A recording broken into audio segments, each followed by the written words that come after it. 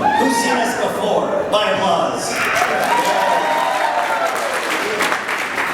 guys make the circuit a lot. Well, that sounds very promiscuous. We make the circuit a lot. We do conventions. Speak for yourself. Yeah, speak for yourself. Yeah, I go to every convention, no matter how small. I was at Doug Fest the other day, which was at Doug's house. It was a very small convention. No, I'm kidding. Tom, do you do a lot of these? No. They live in Vancouver. I moved to Detroit, Michigan, a few years ago.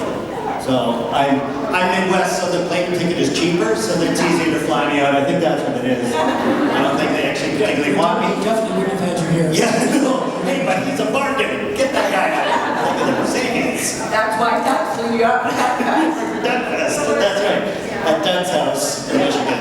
It was That sounds awesome. You want to let me know next year? Yes, Bruce will be at Doug Fest. So you had questions, you said? I could do this. Listen, my show tomorrow? Pretty much this. I'm actually going to improvise an episode of The X-Files for the very last time in my life. So, yes. Yeah, I know. I'm retiring the show. So, let me tell you what happened. So, my very first convention was Fresno, California, 1990, something like that. And the creation said, oh, hey man, you get 45 minutes of stage time to do whatever you want. Like Q&A and everything. And I was like, uh-oh, I don't watch the show that I'm on. Because it's on Friday nights, and I was performing every Friday nights in the Vancouver Theatre Sports League, or doing stand-up, or up in northern British Columbia, performing for loggers, and such tough shows, I'll tell you. And so, the other improviser I was working with, a guy named Roman Danilo, we were doing two-man improv in some of the roughest bars in northern British Columbia and Alaska. Oh my gosh. Mile 70, there's a club on Mile 70 of the Alaska Highway. I do not recommend anybody going to that bar. That is the roughest bar I've ever seen. Please have a seat in the front row. That'd be great.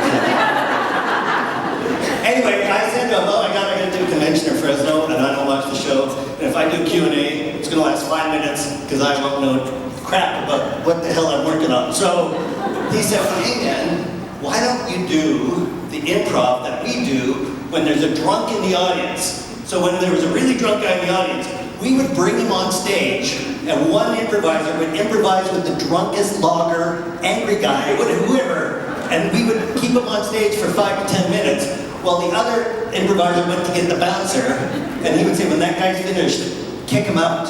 And so he developed the skill set of doing improv with super drunk people, and he said, why don't you do all 4 scenes back to back and string it as a narrative of an imaginary X-Files episode. And so at Fresno, the very first time I did that, I improvised 4 improv games, strung it together as an X-Files improv narrative, and all the executives from Fox were there, and they said, that's brilliant. Do you want to do 1,000 of these things? I said, yeah. And then I've been around the world twice doing the show. So tomorrow you're going to see.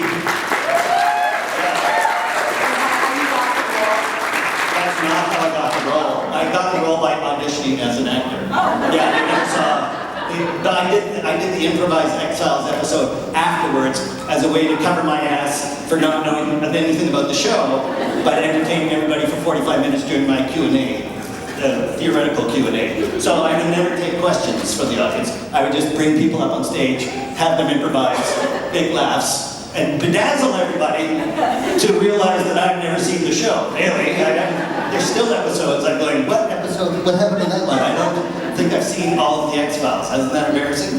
Even the ones I've in, I don't think I've seen episodes that I've in. Well, then spoiler alert. Yeah, so there you go. Might as well confess it now, because this will be my last time I'm improvising the X-Files episode. So yeah, so tomorrow night I'm retiring that show, so I hope you all come and see it, and I'll film it and I'll put it on flash drives and sell it back at my table on Sunday. So there you have it. It'll be fantastic. So that's my news. Yes, that's a terrible confession to realize how little I cared for this show. I think that's terrible. But yeah. Especially in front of people who are celebrating the 30th anniversary I know, right? of the show. You think I had 30 years to catch up on this thing? What was I doing? Well, I was very busy. I was traveling the world, doing X-File improv around comedy clubs and comedy festivals globally. So I spread the word. Everybody knows about it now. Okay. By applause, who has seen my improv comedy show? Wow. That's 30 years of hard work and 18 people saw it. That's sad legacy. But there you go. So Bruce and Tom, do you guys ever get or you just I didn't shake. No, go ahead. So I know, Tom, that you started off as an AD on the show. Yes. And how did you end up merging into acting? Well, before I got behind the camera, I'd been an actor in a theater company back in the prehistoric days of the 60s. And It was a hippie. when that closed down, my second love was film, so I kind of got involved with that and eventually became an AD, and that's kind of where I stuck for a long time. And it wasn't until this older man, he's in his 60s, named Billy Graham, came to British Columbia to shoot a movie in the winter, terrible winter, a lot of snow. And somehow I got a job on it as a production assistant. And he and I became friends for some reason. I don't know why. He was a wonderful guy. We had a lot of good chats. And then 20 years later, he shows up in the X-Files to direct an episode. And it's the episode where the gunmen get introduced for the first time. And they're in casting. And he knew I'd been an actor. But they were in casting and they easily found these two guys because they're talented. But in any event, they couldn't find anyone for the part that I played. And apparently the story is, I don't know if this is true, but the story is Billy said, you know, we need somebody slimy. Somebody like Braidwood. And they all came walking out of casting, and I was walking out of the men's room. And they all looked at me and said, throw him in. Anyway, that's where it started. They asked me if I'd do it, and I said, well, one line of dialogue. Sure. Okay, and that's where it started. And you turned that one line of dialogue into two. Well, 10 minutes. it happens. That's when you're the AD. I'm going to say that line twice. Okay. You can't argue with that. But it wasn't that easy finding us. I had to audition 5 times. There you go. With different buyers. Just once. Yeah.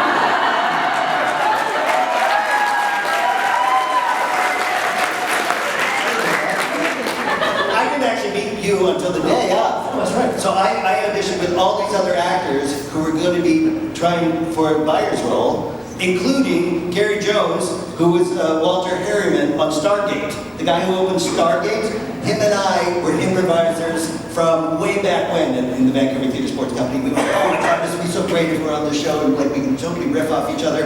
And he didn't get it. And then King, Andy King, what was his name? I forget his first name. But he was with glasses and a big guy. Yeah. And then I get the set and go, oh, I wonder who of all those people I read with got the part. And I'm like, who are you? I don't know. We didn't read together. Who are you? And like, oh. And then who's the third guy? The AD. Oh, wow. Is this not taken for serious or what? Yeah, that's right. The two of us, we was like, the AD's the third guy. I remember we both went like, Oh, God. they couldn't be bothered to cast it out. So did you guys kind of shun Tom a little bit at first? Or? He was busy. He couldn't do it. Yeah, he was actually AD. He was actually like calling and showing the clapperboard and Look, on his stuff. own close-up, he said, okay, roll it. Yeah. Wait a second, that's not, I can do that. So yeah, so he was working the whole thing, and it was just us, and Yeah. it was like, It was great, actually. It was a half day. I remember that. We got wrapped before lunch. right? So I got to change out of my costume and eat lunch, an expensive tasting lunch. Yeah, right? And then I was just starting out, that was amazing. Yeah, exactly. I'm gonna eat twice. Yeah. And then, and then we were done. And we thought, oh, there you go, one day on the show. Because in Vancouver, all these cop shows and detective shows came through all the time. And because I had long hair, I was always cast as drug dealer, crackhead, junkie number 4. Number 4? Yeah, I know. That was Street Justice. Yeah. That was junkie number 4 in Street Justice. Take a look at that. You're standing in the back going, and me too. I will take a needle. I'll have what he's having. It was so sad. And so, so this was actually the X-Files was the first one where I didn't play some sort of washed out, long-haired loser, but it was like, oh, okay, cool. And so that was the big break for me, not being a junkie. Because I had a black leather jacket that I brought to every audition. It was like the same. So you can go, if you go back and look at all those Stephen J. Cannell pieces of crap that he did in the 90s and 80s. Like, oh my God, Unsub, what was Unsub? Do you remember that one? Oh, yeah. Unsub was a detective, and at some point he had body parts in his freezer. I don't know what that, I can't remember what that. As one does, yeah. So yeah, I was in that as a junkie, and oh my God, I'm not going to go through my IMDb now. This is the saddest 80s junkie. 80s junkie scenario. So. Did you guys do anything special to kind of bond as a unit? No. No, we did nothing. We just like, oh, good. Hey, good seeing you. I'll never see you again.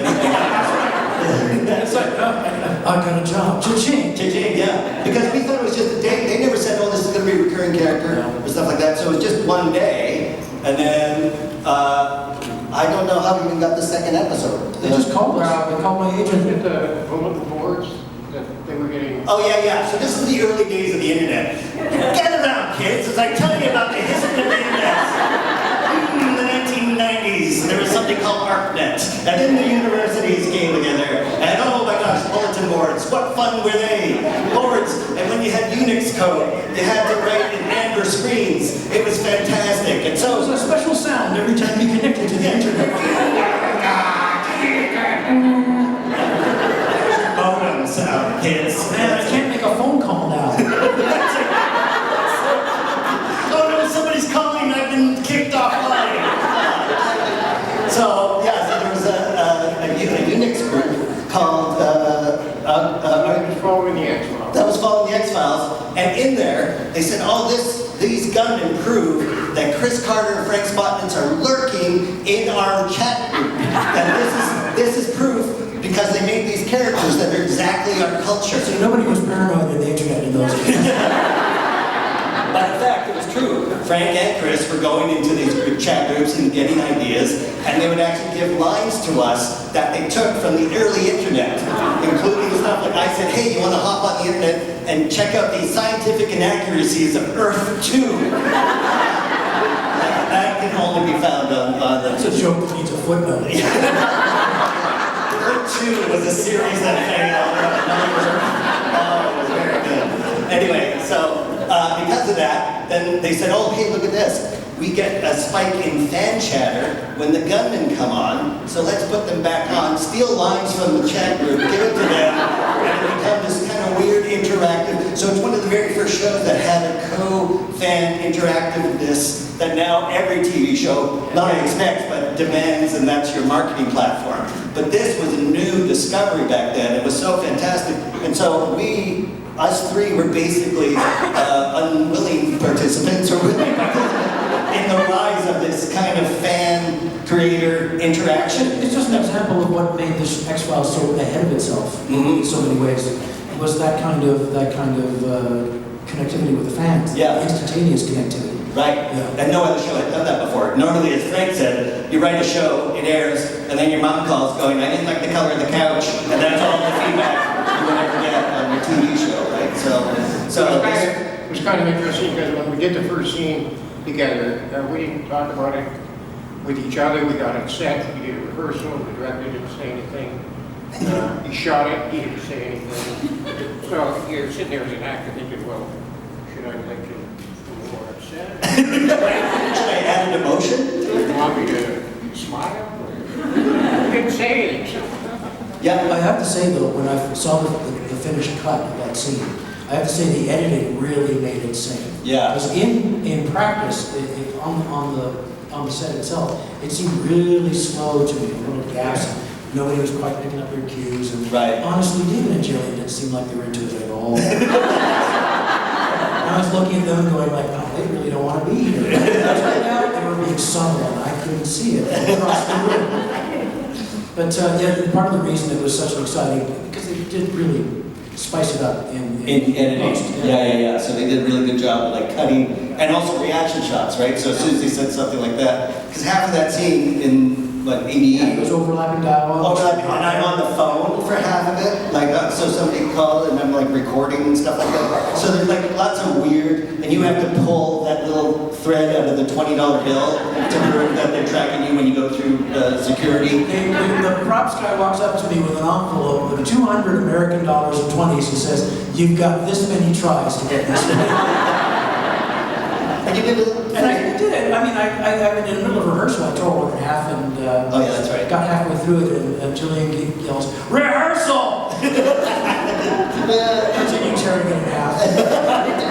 Oh my gosh, that's funny. So yeah, so that's the story. Was that a question you had? I lost the thread. Yeah, me too.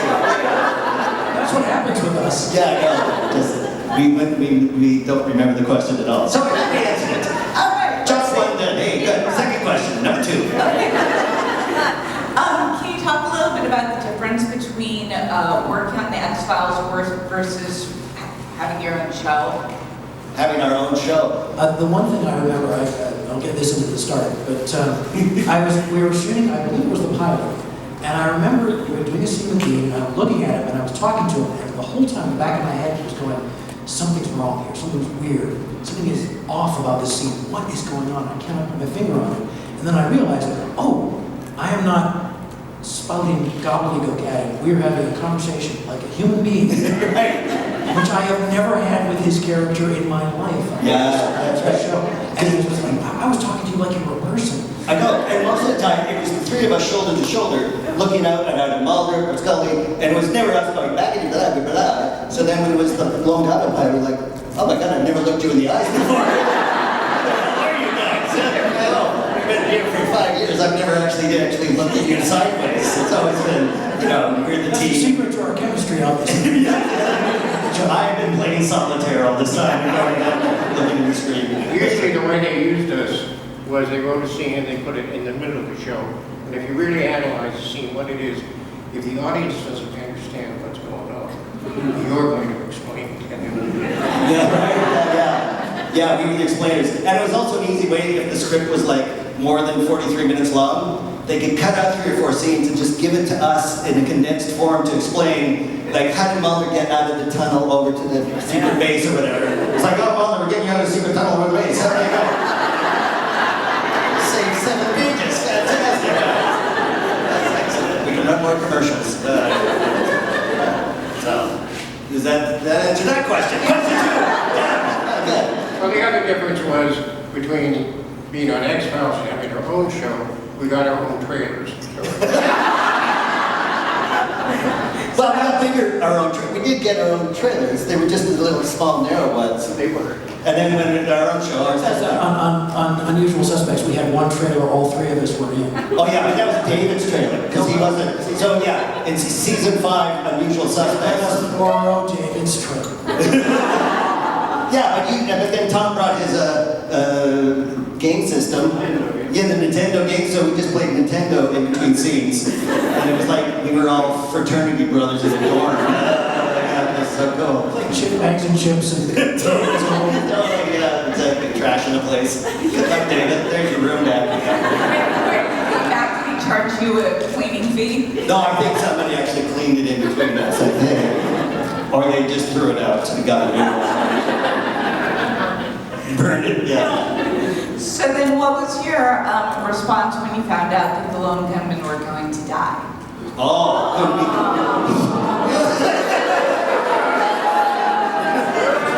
Especially because such a fan following and everything. Yeah, well, I remember distinctly, I was bicycling on Venice Beach, having a lovely day, the sun and the wind in my hair, and it's a ring, and it's Frank's button, and he's saying, hey Frank, oh my God, okay, yeah, so we're killing you off. Stop the bike.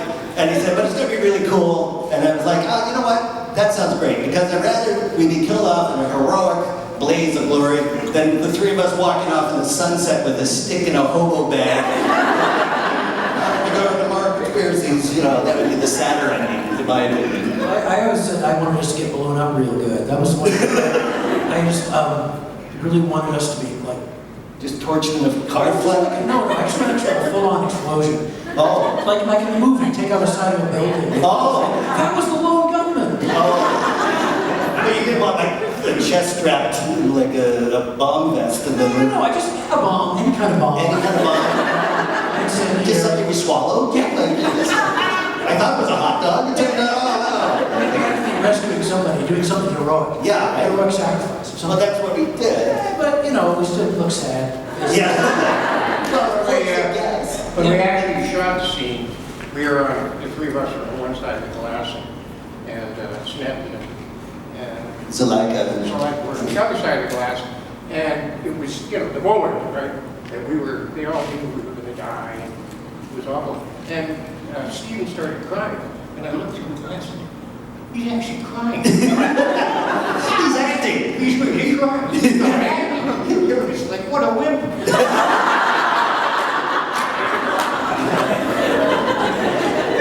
Knocking on the glass, going, come on, Come on, yeah, put it together. That's right. So It's fun. been 9 seasons, we're fine with it. That's it. We're good. You guys managed to come back, even though you were killed off, you still managed to make appearances in the revival seasons. Was that really like, how are you going to do that? Or were you just like, yeah, another big check? Wasn't it David that suggested, since he was having a hallucination in the scene, that we should be brought back and just appear in the hallucination? Wasn't that the deal? I don't know. I thought that's what I heard. It was like a last minute thing of David going, hey, those 3 guys should be in this. And that's the only reason we were in it. So thank you, David. That was true. Yeah, right. That's right. By that time I was living in Australia, so all I thought was, you're flying me business class. There's no way I'm doing 14 hours of coach and then coming on set. So, yeah, so they flew me back You forth. got Yeah, I got business class. But then they were going to say, oh, you know what? It's shooting at night. So what we're going to do is your plane lands in the morning. We're just going to drive you to set. You'll shoot at night, and then we'll just drive you back to the airport and send you back to Australia. I don't get a hotel. No, get out. Yeah, that's right. No problem. And then finally, there was a change of the schedule, and I had to stay. So it's the X-Files. There's no way they're going to get you back on time. Days did go long on the show. We'll say that. Yes. We saw the sunrise more times than we ever thought. Well, there's that one scene, now we weren't in this show, but there was that one episode where the sun set, so they made it sunset, and then it went dark, so they just started shooting in the dark. And then the sun started rising, and they said, it's sunset again. It's in a different direction. Right, you wouldn't know. Yeah. You just play the video in reverse. Yeah, right? Some clever editing. No one would ever be the wiser. That's how it goes. So, yeah. And then the other one, when I came in season 11, when Glenn directed, and my call time was 5 a.m. And then because I'm on an iPhone from another whatever digital virtual world, I read the whole thing in a plexiglass that's reflecting my own face back at me. So it's like I'm doing my lines in a mirror at 5 in the morning with a camera in a room all by myself. And I'm called in before any other actor. And so I say it 3 or 4 times, and then I hear Glenn talk to the visual effects guy going, can you work with that? Yeah, okay, thanks, Dean. And I was done by like 5:40. And I was like, okay, you're wrapped, get out. And I'm like, I went back to the hotel, went back to bed, going, I think I had a dream where I was on the X-Files episode. I woke up at 4 and I'm back in bed at 6. And like, oh, it's so weird. And then there I was in the episode. And I didn't see any of the cast, just the makeup and hair and Glenn and the visual effects guy. And it was as if I was doing Dugfest again. So then, how do you think the Lone Gunmen would handle today's political Insanity. insanity? we live in a lithium ionosphere, is what I always say. You know, we are electrical beings, and I've been doing electrical work at my house in Michigan, because you have to, and there's always a third wire. There's a copper wire that drives into the ground. It's the magical, ever-vigilant safety wire. If there's a short between your positive and your negative, it goes into the ground and stops your house from burning down. It is grounded, and what we don't have anymore is grounding. We all sit with self-charged particle lithium-ion batteries that encase our head and turn us into ungrounded, negative, positive beings where we have nothing grounding us into the earth, and we're all going crazy, going, I gotta get up at 3 in the morning and look in TikTok because what the hell, my phone's ringing and I gotta pick it up into lithium ions, and lithium was a chemical that we used to stop bipolar people from getting the highs and the lows, and now we have electrified it and current in our head, and what a fantastic modern technology world we live in. So that's how I feel, I think. So,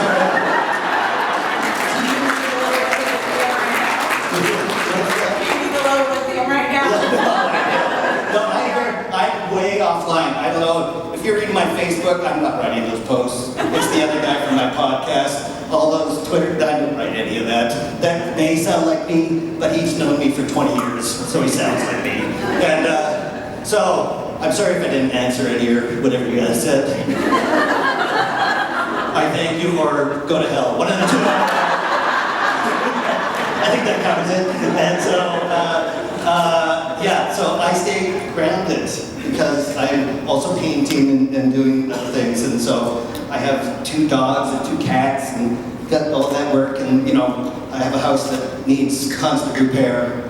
And so now I'm a handyman. Other than that, a lot of grounded. Yeah, because I keep electrocuting myself when I do my own electrical work. So I am always grounded in a copper wire to ground myself. So, yeah, did that answer that question?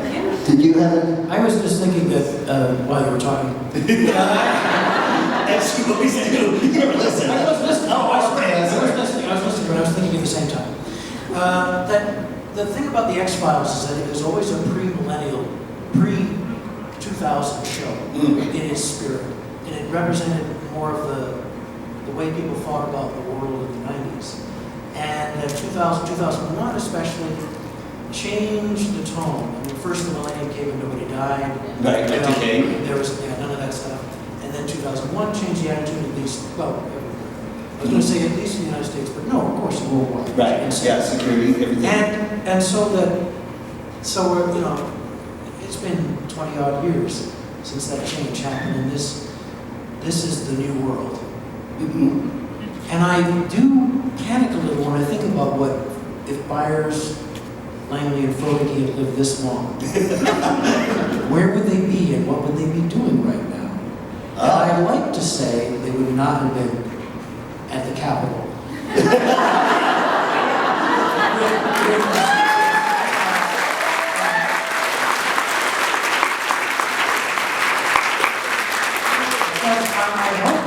That the one thing about the gunmen, I always hope that they, an ideal I hope they, wherever they are, they stick with, is that whatever's happening isn't the truth.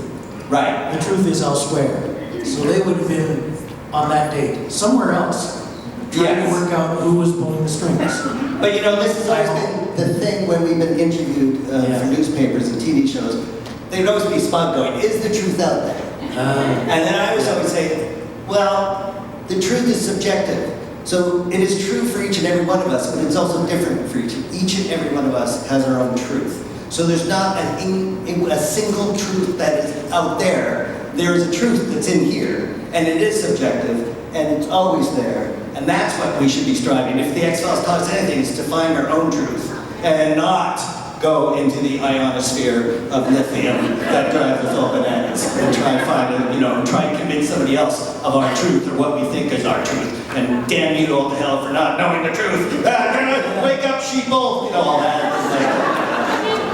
Yeah, I would like to think that as well, and to know that when the X-Files, when Chris Carter said the truth is out there, he was talking about an individual truth that isn't technically out there. It's so deep inside you that it feels out there. And to be fair, he was talking about fluke worms. Which is in there.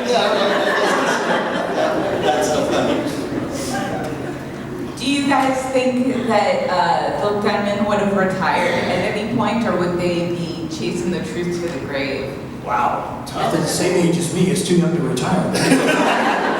Well, Tom would answer retirement questions. Okay, so I was like, yeah, I was retired. And me and my wife had moved to Victoria about 5 years ago. I was in a grocery store, picking stuff off the shelf, and I was a little hyper because we moved to the town, I didn't know the town, and this, that. And then I hear this voice saying, hey! And I turn around, and there's this guy, he's about 6'7", he's a biker, and he's huge, he's like a gorilla. And he's looking at me, and I kind of go, yeah, well, and he says, you're one of them Lone Gunmen guys, right? I said, yeah. Great show. Loved it. Turned around and walked away. Well, that's the best fan interaction ever. But, yeah, when you retire, I don't know. Probably, because how long do you fight? Sorry? Like, would the Lone Gunmen retire ever, or they fight to the truth until they're dead? Well, technically. Technically, they did. Yeah, that's pretty much how it actually ended. I'm just saying, could you see yourself as or the characters as, 80-year-olds, and are Well, they we'd tired? probably be publishing the newspaper in a whole person's home. Still handy. Yeah. They do have Yeah, right. That'd probably be better newsletter nowadays. So, I think we retire. You want to give this kind of fight up to a younger bunch of kids. I mean, in theory, we had two of them on the Lone Gunmen series. That's right. Stephen and Zuleika, whatever the characters' names were, I forget. Jimmy Bond and Ethan L. Harlow. I didn't even watch all the show. How did I know that? But they would be carrying on the good fight, presumably, after 5 seasons of the Lone Gunmen. Okay, another question. Okay. What are we up to? 4? How are we doing? I lost count. How do you envision? Oh wait, I already asked that. Yeah, did you? Yeah. Okay, so there's only 4 questions. That's it. Do you have a fandom that you are a part of? Do I? Oh, that I'm a fan of? Yeah. Oh. Not that I'm asking for autographs. Oh, except one. Roger Dean. He's an artist. He did the Yes logo, and he's a fantastic artist in fantasy art.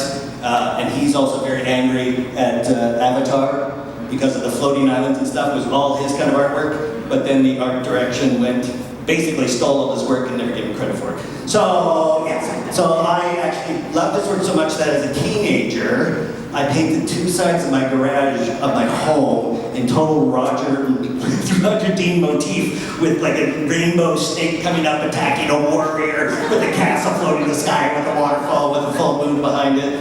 And my parents let me. That was the weirdest thing.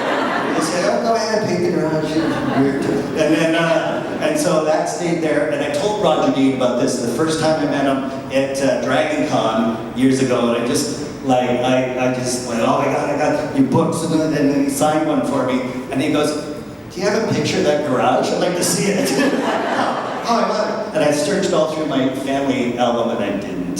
Aww. I know, it's so cool. Some 13-year-old fantasy garage painting. So that's my only one. You? I was talking to someone earlier, I don't know if they're here, but I'm a very big fan of Doctor Who. The old Doctor Who. Back down. When it was even cheaper. But When you wore scarves. Yes, the scarf. no, I like the guy Patrick Troughton, the second Doctor. That's my guy. Oh yeah. But the show the only fan club I've ever belonged to was 6 of 1, which was the fan club for The Prisoner. Yes. Yeah, no, I love that. I've had I had the videotapes, and I've got the DVDs, and I've got the Blu-ray. I've seen that Prisoner show, 17 episodes, 1968, I believe it was. Patrick McGowan was the lead and producer and writer and director. I've seen that show so many times, I can tell you, like, oh, well, that's when they reused that shot from that other episode. This is not him. That's his photo double standing back there. That's his stunt double over there. You know, and I just know it backwards and forwards. That's my favorite show. Wow. So, you know, I don't want to make you sick, but I've been to that town where they filmed it. That's right. They have a gift shop where you can buy the black tuxedo with the white piping in all different sizes. They're $94. So damn expensive. I know, right? Yeah. No, it's in Wales. It's actually a summerside vacation town. And there's a famous composer, I forget who, but there's a grand piano in one of the suites, and he goes every year and he sits there for 2 months and he plays piano, recording, like writing songs, and he leaves the window open so you can hear him, and piano music lofts through the cute little town where the prisoner was shot, and you go to the gift shop and there's a cute little restaurant and there's a plaque for Patrick McGowan. It's not the same thing unless you're being chased by a weather balloon the whole way. Yeah, no, they have that. You can inflate the weather balloon one time and be chased if the wind is right. Oh man, I know what I'm getting you for your birthday. So yeah, Tom, what do you got? I don't belong to any fan clubs, but I'm a fan of certain actors, and that's about it. You know. Do you write them fan letters? No. Did you ever collect an autograph? I write them tonight. Have you ever collected an autograph from someone? Well, you know, but No. Diefenbaker, yeah. You got Diefenbaker's autograph. Diefenbaker was one of our prime ministers. Yeah, a prime minister from the 1950s. What the hell? Where did you get? How? I was a kid when he died, and they put his casket on a train that went across Canada, and it went right through my town in Manitoba, and all 200 of us stood on a gravel road and waved at the train as his dead body went by at 70 miles an hour on the track. There he goes. There goes Diefenbaker. How did you get his autograph? Well, my dad met him, for some reason took me with him, and he said something to me, and he said, "Would you like my autograph?"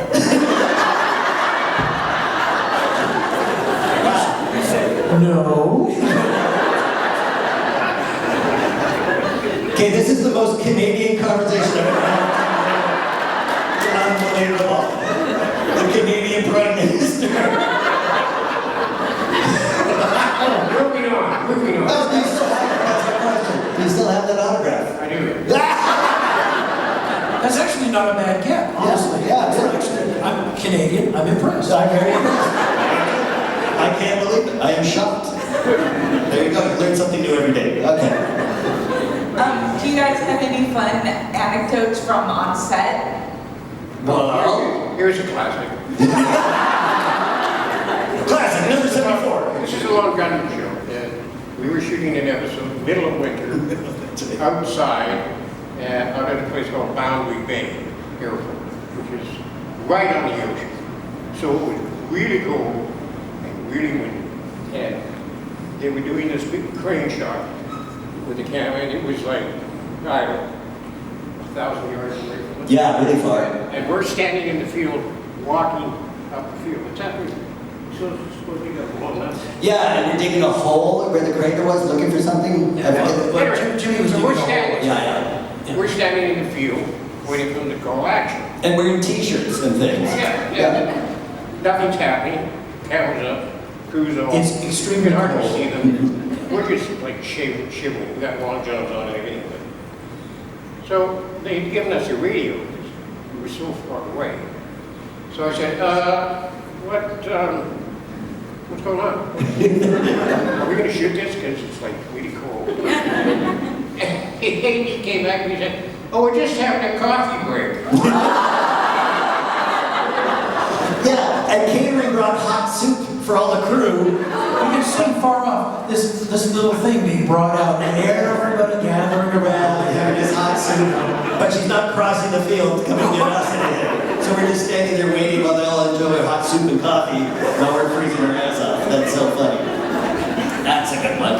How about classic number 62? That kid the production assistant in Los Angeles. Do you remember this kid from Iowa? I forget his name, but his first day on X-Files set, he's super excited. Oh my gosh. And it's an episode where a kid's abducted and then shows up on the swing 20 years later, the same age, right? And so there's a photo and there's a ransom note, and the actor who's using it is crumpling it in the intense emotion of the scene. So the as AD back then said to the PA, this new kid, hey kid, go to FedEx, photocopy some of these letters and some of these photos so that we have fresh ones for every take. He goes, oh great, and he hops in his car, and this was before cell phones and he didn't have a map, so he's going, where the hell is the FedEx? I just moved here. And he's driving to Los Angeles, and so he stops at a payphone, of all things, and he calls Kinko's and he's like, yeah, where are you? Oh yeah, we're over in Wilshire. Great, okay. And what he did is he brought the ransom note and the photo with him into the phone booth. And he forgot it there. And so he gets his car, drives off, and then while he's gone driving, some old lady uses the phone and sees the ransom note and the photo. Thinking it's real, she calls 911.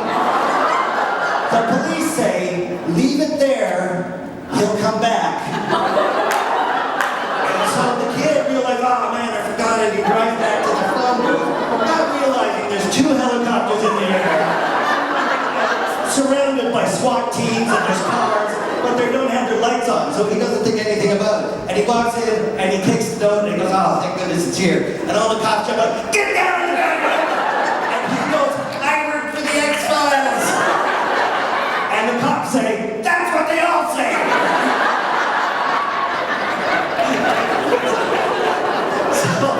They told that on set, and then they said, oh, we let the kid cook for 30 minutes, and then we called and said, yeah, he's with us. Oh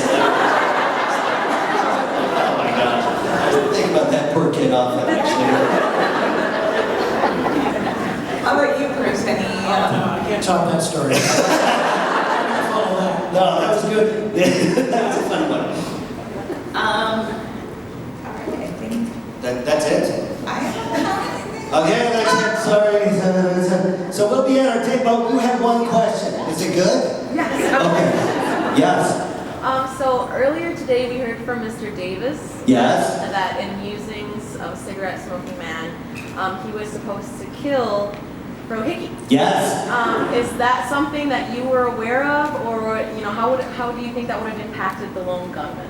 I saw the white pages for that script. We got to the end where Froey gets shot, and all I remember was thinking, I could be next. He'll be fine, he's an AD, but I'm just an actor. Yeah, I remember reading that too, going, oh, that kind of curtails our appearances, maybe, I'm not sure. But then, how did that happen that they rewrote it?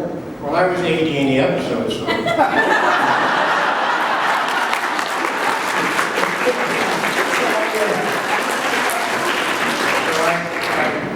First thing you do when you get a script is you read the whole thing, and before you start breaking it down, I get to the end and go, oh. And so I went to Chris Carter's office and said, Chris, they killed me. And he's kind of looked at me and thought and said, well, if that's what the writers wrote. That was it. Anyway, I don't think he'd read it yet, but anyway. And that was that. But anyway, it changed and it didn't happen. Well, except, I went down to Los Angeles into the editing room, and one of the editors said, she said, they actually shot that scene, and we cut it out, but I've kept it, and I'm keeping it forever. So she's got a shot, apparently, of Froey's head blowing up. Yeah. And I've never seen it, but she said she got it, she kept it, and kept it on a hard drive, and she was gonna, like, one day, I don't know, this is the future. She said one day in the future. She didn't give a specific air date, but apparently there is footage of your head blowing up. I've called. You get her a call. Yeah. Hey, I know you don't work for editing anymore, but is there anywhere? Can you send that over to me? That's right. It should have been a deleted scene on the disc or something. That's right. It's something. So I don't know. I've never seen it, but that's what I heard. But you also have 40. I also thought, when I finally saw the episode, I thought, yeah, he should have shot him. I agree. now.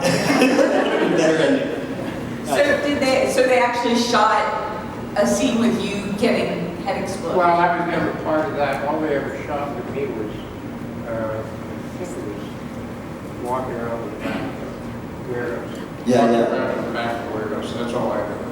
They never shot things at the same time. Right. So it would have been just the latex of your... Oh, must have been, yeah. Yeah. Did you ever do a latex, like, do you remember getting your head in the wax thing? Okay. The only one I did that year, the Indian show, where I was dressed up as a being, 3 hours of makeup. That was the one where you had the long thing I think that you're supposed to be putting in Michael McKean? Yeah. Yeah, okay. Yeah, That's what I associate it with. I haven't seen all the episodes, so I'm not sure. I'm not sure.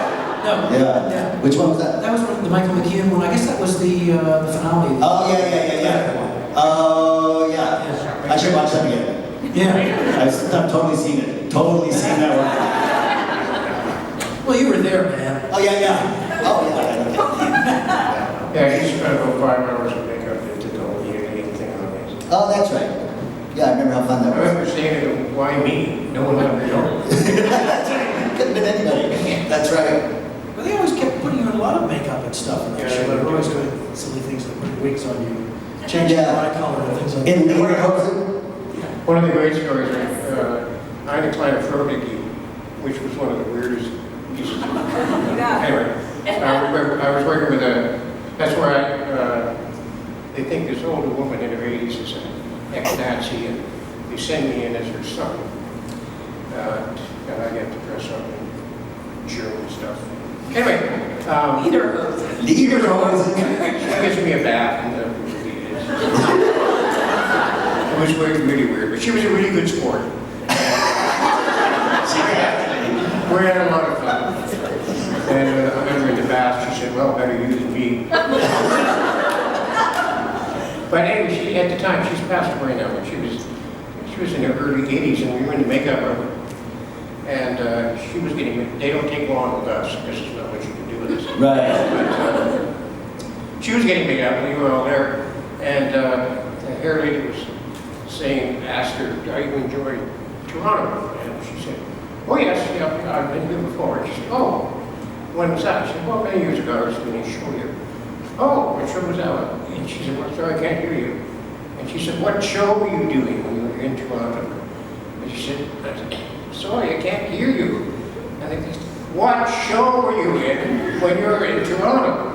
She said, that was the show I was in. Sorry, I can't hear you.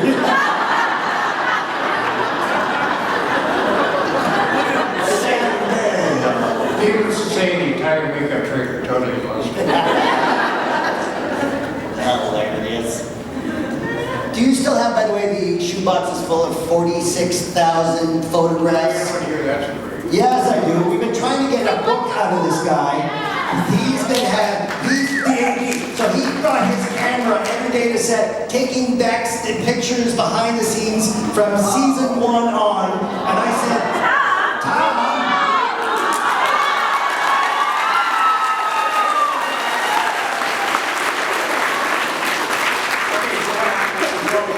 Right? So it's all prints. So what I did was me and my wife, we copied it, we digitized everything, and put it on all our other stuff, all our history. And then about 2 months ago, the hard drive crashed. No! And it's unrecoverable. What? But I still have the photo. Oh, okay. Still have a box of photos. I never got rid of them. Perfect. So it may happen again. Right.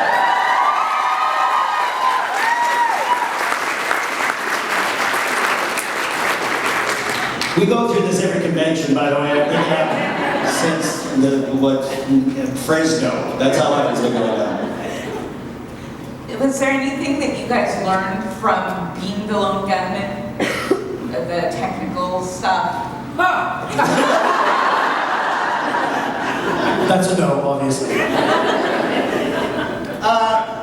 Did I learn stuff? Learn software. You know, our guy, every time I'm on screen, that software is called Director 7, and that guy was, I forgot who that kid was. He had actually a really amazing company set up because he worked in Canada, but his company was in registered in the States, but his server was on a World War II radar platform off the coast of England in the English Channel. So the actual physical location of it was outside the jurisdiction of any country, so he didn't have to pay taxes. Because anytime he said, oh, you haven't paid taxes in a long time, he goes, well, it's an American company, and all the work is done in Canada, Vancouver. But okay, so but where's the physical location of the hard drive? And he said it's on a radar platform for World War II that's defunct, that they put a server on that's outside the 200-mile limit of any country in the world. So it's outside the jurisdiction of any tax law. And they all go, what? And this was specifically done. And so there was this, he taught me fascinating ways of circumventing anything, basically. I never implemented them, but yeah, so I guess that guy was pretty fascinating. I forgot his name actually, but he was there season 11 still. They still were working with him. Did he work on our show as well, on the Gunman show as well? Or? Yeah, he did the pilot. He was doing that software where the plane flying into the World Trade Center 8 months before it happened, and we're like desperately trying to do that. He did all that screen stuff on the animation end of it. But yeah, that guy was a young man driving a Ferrari early on. He was one of the first, like, you're 23 driving a Ferrari, what am I doing? How do how does it go? We learned how to tango. That's right. I didn't have to though. Yeah, because I was murdered. I was in a pool of blood or something. We learned to stand very still while beautiful women dance the tango around us. Actually learned. Or that was after we went to tango school, and the teacher, well, she gave up on us. Yeah, my instructor was she said, oh, you don't have to do this, great. She just walked off the dance floor. Like as soon as she heard, she was like, oh my God. Which is weird, because I took modern dance and ballet in university. So you think I'd have a skill set. That's weird. It doesn't translate. Learning dancing is the hardest time I've ever had to learn something I was no good at and never learned. It was just like, man, this is hard work, and I'm just not getting it. You should try electrical work. At least when you dance wrong, it just looks stupid. When you don't get electrocuted. Yeah. I meant to do that. Yeah, exactly. So, yeah, that's things we learned, I guess. It looks like we just have a couple more minutes if anybody has any questions. There's one right in the front row. My question's a little silly. Oh, silly question. God, oh, this has been so serious up to now. God forbid a silly question. Well, it's like, we know what the Lone Gunmen did in their free time, you know. Yeah. Conspiracy stuff. The Lone Gunmen, yeah, their free time. They did their stuff. Yeah. What do you guys do in your free time? What do we do in our free time? Who's got free time? No, what do we do? I paint. My time isn't free, it costs money. See, I have an art practice, both watercolor and oils. You can come to my table, see some of my work that I brought for sale. I pursue plein air outdoors. I walk my dogs to scenic locations throughout Michigan and paint them with my dogs eating little bones by my side. Yeah, it's so adorable. And when you think that's cute, they're two Dobermans, so not maybe adorable. Yeah, the bones of this thing. Yeah, it's still pretty cute. And then that pretty much eats up. And then home repairs 24/7. That never stops. Your free time, Tom? You got the most. Well, I'm pretty much retired, so my hobby is cooking. I cook a lot. And, What's your go-to meal? What's your go-to meal? Oh, it's a chicken dish. I can't remember the name of it. It's really good. Oh, is it? And it was interesting because during COVID, when we moved to Victoria, we lucked out, and we have two next door neighbors who are really wonderful people and became very good friends. And the wife is a really good cook. And what we decided to do during COVID was every Saturday, she would cook a meal for us, and the next Saturday, I would cook a meal for them. And we didn't eat together. We just nailed it. We did that. We did that for almost a year. It was great. It was really neat. But then it turned into a competition. Yeah, we better stop now. Yeah, That's funny. Yeah, well, what's that one or that one? Again, That was Whose kung fu is the best? I have a year of judo. So, I guess that's not. You got a year of judo? Yeah, but it's a long time ago. I could probably fall down if you attacked me. That's a skill. Yeah, That's true. yeah. Yes, I have no martial art training, but I think you're referring to computer hacker skills with that one. And I can barely open my Hotmail account. So. You have that awesome computer with the lights inside. Oh yeah, I did build my own computer. That's a fact. He built his own computer. Yeah, so in Australia, the Mac at the time was the garbage can cylinder for $6,000. And I said, well, the hell with that. So I bought $1,600 worth of parts in the shell and plugged it all in, and then used something called Hackintosh, which allows you to run an Apple platform on a PC thing. And so now my whole computer has fans that light and the multicolored, and it's got the glass side, so you can see this ridiculous light show that looks like a disco. Yeah, I built that, and it works like a charm, actually. Yeah, so that's my kung fu. Is that good? Yeah. I can assemble a computer system and run a Mac on a PC platform. Anyone else? Yes, your question. Yes.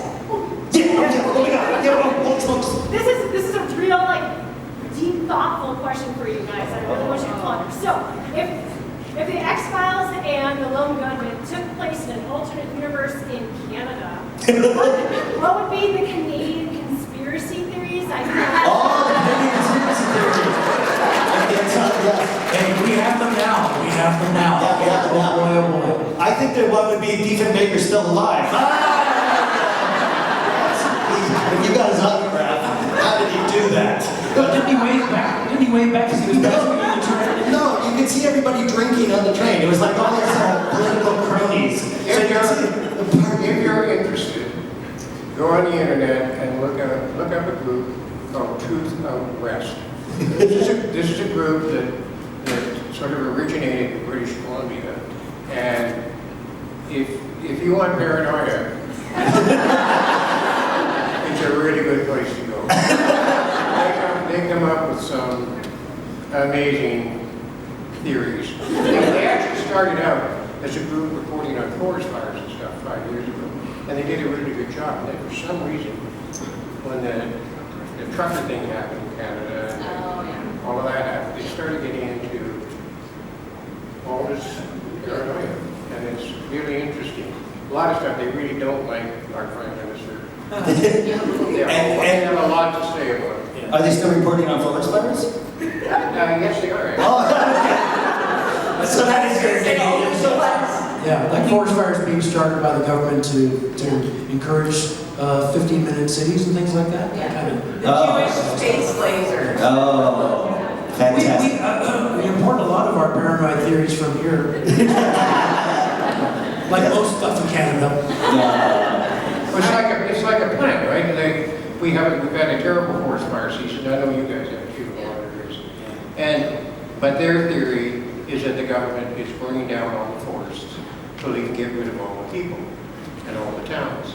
And they don't take the logic fast. They don't think about it fast. Anyway, Truth Out West is.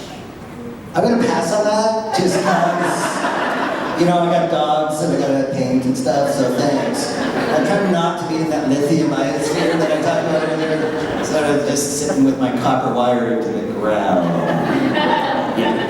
Yeah, right? Yeah, one last question right over there, right? My favorite episode of your guys' solo series was the one with the chimp assassin. The chimps assassin, yeah, the talking chimps. Yeah, his name is Ruffles and he knows no fear. Yeah. If you had any stories about that in particular, how it was to work with them, the monkeys. Yeah, working with the monkeys. How about that? Yeah, that was good. Don't look the monkey in the eye. Don't let it in the face. They gave a sheet, a rule sheet, before the monkey showed up on set. It was 10 rules. Don't look the monkeys in the eye. They see that as threatening. Don't smile at the monkey. Don't try to bond with the monkey, because then the trainer will be unable to control the monkey if you bond tighter to the monkey than the trainer. And so this trainer was an angry fella, but he was like kicking the animal. It was kind kind of disturbing. But what he said is to maintain dominance. But the women were upset because he also treated his wife. So trained monkeys, you know how dominance works? Yes, sir. The trained monkey is only workable up to about the 3rd year of his life. However, they're a family unit, so the older monkeys, the 5 and 7-year-olds, also have to be on set in these cute little lawn chairs with heat lamps. Whereas we just got a chair with no heat lamp. The monkeys were all heat lamped. And so they would bring him on, and the guy would yell, and then the monkeys would use their very strong fingers and pick the keys off the laptop and start eating them. And it was a working laptop, and the prop guy said, well, you should have told us we put the fake laptop that he couldn't eat the key. So the monkeys destroyed the laptops, and all the crew was upset at the way the guy was being the misogynistic weirdo, and we were all completely frightened of showing our teeth to a monkey and murdered. When we turn around in our own close-ups, they take the monkey away and have a little face of a chimpanzee face cut out of a magazine and stuck to the camera. Yeah. And that's your eyeline, and you're looking at this little tiny cutout of And the monkey, yeah. The thing that struck me about the chimpanzees was that they'd get it right on the first take, and it was like, oh, I have to do a second take, and then you could see in its eye, just like, and then it was like, oh, look at this, boom mic, maybe I'll eat these keys. And the other actor, and the human actors are like, can I have another one, please? Monkey, whoa! Oh my God, go back to acting school. Your trainer needs to kick you. The other thing for me was they would read all these rules, right? And then the guy would walk up and hand me a monkey. That's right. Because I'm the one that had to hold him. So I wasn't nervous at all. Yeah, you didn't bond with that monkey whatsoever. Actually, I think that monkey really he was okay with you, wasn't he? He was pretty cool. Yeah, it was okay. Yeah, well, he recognized something. And he smelled like dog. Yeah, it was very primate oriented. Sort of Cro-Magnon that you had that feature. Okay, I'm sorry. So that's it. Thank you, everybody. This is